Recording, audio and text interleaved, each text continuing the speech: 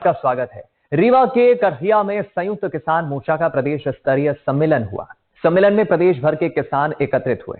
नर्मदा बचाओ आंदोलन की नेता मेधा पाटकर, अखिल भारतीय किसान सभा के राष्ट्रीय सचिव, केरल के पूर्व विधायक पी कृष्ण प्रसाद, AIKKMS के साथ साथ राष्ट्रीय अध्यक्ष सत्यवान सहित कई नेता शामिल हुए।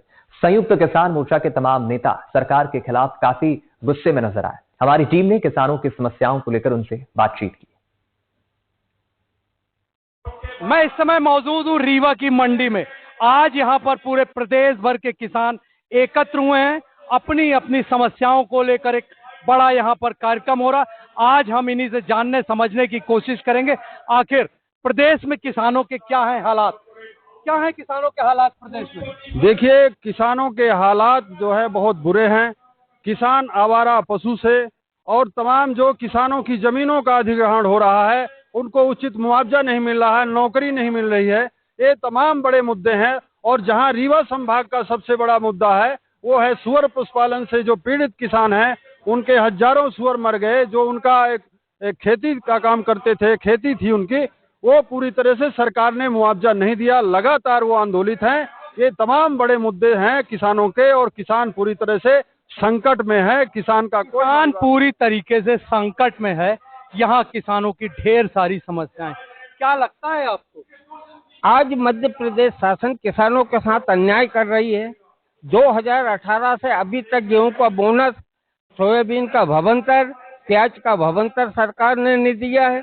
वर्तमान में अतिवृष्टि अल्पवृष्टि से जो फसलें खराब हुई है, सरकार कहती है कि हमने सर्वे करवा लिया, लेकिन ताज्जुब की बात है कि जब प्रदेश में पटवारी हड़ताल पे चल रहे हैं तो सर्वे जब तक पटवारी की रिपोर्ट नहीं लगेगी तब तक सर्वे हो ही नहीं सकता और किसानों को राहत राशि और बीमा नहीं मिलेगा।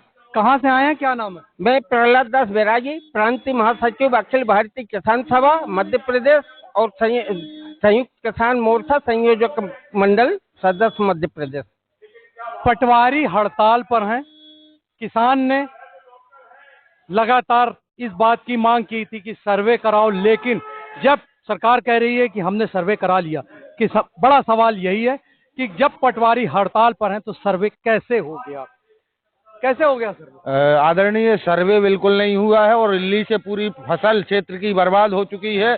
नकली दवाइयों के कारण ये ज्ञापन कई बार प्रशासन को दे चुके हैं, फिर भी प्रशासन मानने को तैयार नहीं है।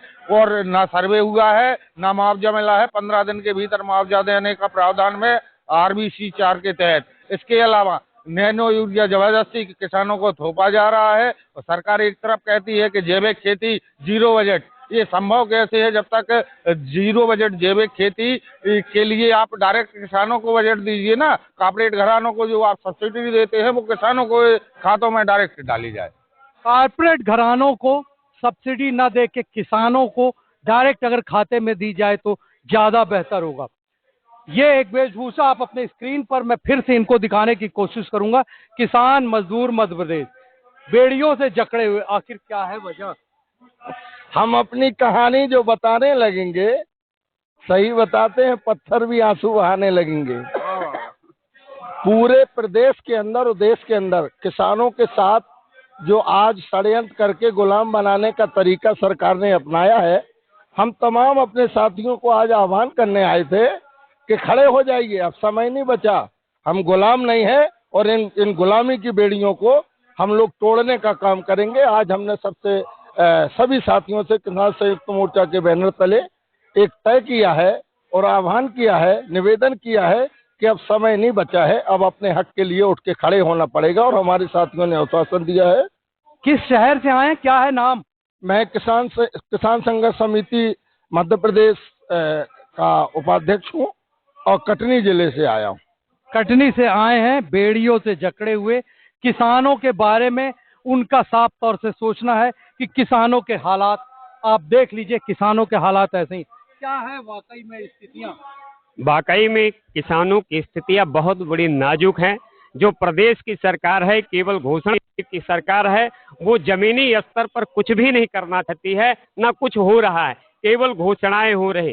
किसानों की जो खाद बिजली और पानी की समस्या है, दिन दूना रात चौगुना बिल्कुल बढ़ती जा रही है और उस पर सरकार केवल घोषणाएं करती हैं, केवल पेपर अखबार मीडिया पर केवल घोषणाएं करती हैं, जमीनी स्तर पर कुछ भी नहीं करती हैं। इसलिए किसान इस आंदोलन, प्रादेशिक आंदोलन के माध्यम से और एक आंदोलन फिर से करने जा रही है, वो सरकार के खिलाफ आंदोलन होगा। और जिस तरह से आप अभी दिखा रहे थे कि कटनी के महोदय जी ने इस बेड़ी को पहन करके आया है, रीवा जिले का एक एक किसान इसी तरह से बेड़ी पहन करके और सत्ता और सरकार का विरोध करने का काम करे। सत्ता और सरकार का विरोध करने की तैयारी कुछ किसान कर रहे हैं। सबसे पहले तो अपना नाम बताइए, किस शहर से हैं? मैं इरफान जाफरी हूँ और प्रमुख हूँ किसान जागृति संगठन और रायसेन से आया हूँ। क्या लगता है आपको, जैसा अभी कह रहे थे कि क्या वाकई किसान बेड़ियों में जकड़ा हुआ है या कुछ और? जी बिल्कुल बात सही है। जो सरकार की व्यवस्था की जो बेड़ियां हैं, किंतु जब किसान की हक की बात आती है तो नोट शीटों पे लिख दिया जाता है अगर मगर किंतु परंतु, और इन शब्दों से लड़ने के लिए किसान को पूरी उम्र निकल जाती है। अभी जैसे अभी और साथियों ने बताया, जिस हिसाब से किसानों की समस्या बनी हुई है और किसान की दशा और दुर्दशा पे चिंतन पे विषय नहीं है। आज चूंकि जब सरकार को वोट लेना होता तो सरकार जो है मंचों से बड़ी बड़ी बातें करती है और कहती है हमें वोट दो, हम तुम्हें 10,000 तक देंगे, पर हकीकत में जिन्हें चाहिए और जब चाहिए तब सरकार उसमें दवा नहीं देती। और दवा का जब किसान को इंतजार होता तब दवा नहीं मिलती, जब समय निकल जाता उसके बाद दवा लेके आते। जी अन्याय है किसान के। डॉक्टर सुनीलम, बहुत दिन से आप किसानों के साथ लगातार संघर्ष करते नजर आए हैं, लगातार आप जमीनी हकीकत से भी मध्य प्रदेश की वाकिफ हैं। क्या वाकई आपको लगता है कि किसानों की मध्य प्रदेश में हालात बहुत खराब है या आपको लगता है इसको सुधारा भी जा सकता है? देखिए, मध्य प्रदेश में आत्महत्या के अंदर देश के अंदर दूसरे नंबर के ऊपर मध्य प्रदेश आता है। इससे पता चलता है कि कितनी हालत खराब है। हम यहाँ पर जो इकट्ठे हुए हैं, संयुक्त किसान मोर्चे के साथ में 25 किसान संगठन मध्य प्रदेश में जुड़े, वो यहाँ पर इकट्ठे हुए हैं। प्रदेश का सम्मेलन चल रहा है और हमने यहाँ से ये ऐलान किया है कि हम भोपाल के अंदर 2 अक्टूबर को किसानों का महापड़ाव करेंगे, जो 4 अक्टूबर तक चलेगा। हम वहां पर जाएंगे, सरकार का ध्यान आकृष्ट करेंगे।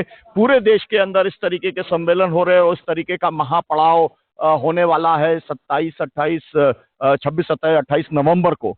लेकिन हम यहाँ पे क्योंकि इलेक्शन है, हम यहाँ पर 2 से 4 अक्टूबर कर रहे हैं और हम ये चाहते हैं कि एमएसपी की कानूनी गारंटी मिलनी चाहिए, किसानों की कर्जा मुक्ति होनी चाहिए, किसान को परिवार के हिसाब से 10,000 रुपए का उसको पेंशन मिलनी चाहिए।